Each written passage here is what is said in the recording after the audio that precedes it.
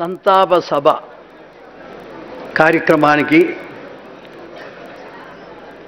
నన్ను పిలిచి మాట్లాడమని చెప్తున్నందుకు రాష్ట్ర ప్రభుత్వానికి ముఖ్యంగా మన లక్ష్మణ్ గారికి ధన్యవాదాలు. ఏదేమైనా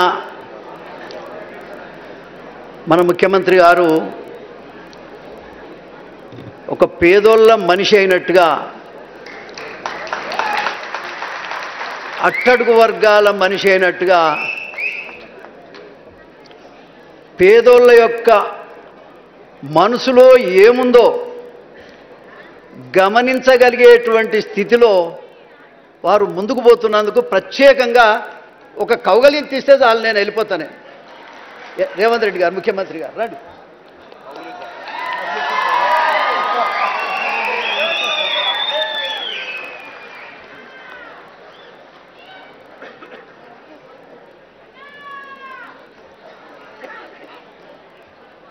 అరే కులంలో పెద్దోన్ని 70 ఏళ్ళ వయసు వచ్చినాయి,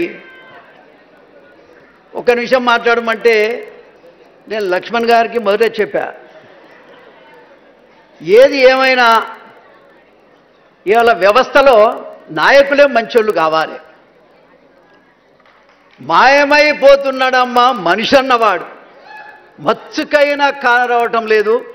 ఎక్కడో ఒక చోట ఒకడు ఉంటే వాడు కూడా కనపడతలేడు, ఏడున్నాడో ఏం సంగతో అని అందశ్రీ పాట రాశారు. ఏడున్నాడో ఎందుకు అనుకోవాలన్నాయా? మన పేద వర్గాలంతా ఉన్నాడు మన రేవంత్ రెడ్డి గారు అనుకోవాలి. మనం నువ్వెన్ని కోట్లు ఇచ్చినా ఈ ఆత్మీయత నీకు రాదు.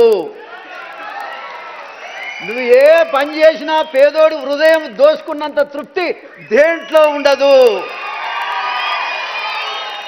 నేను చాలాసార్లు నీ మీద మాట్లాడేటువంటి విషయం నీకు తెలుసు, కానీ వర్గీకరణ దగ్గర నుంచి నా మనసులో ఎంత మార్పు వచ్చిందో నీకు సమయం లేదు మమ్మల్ని గమనించటానికి.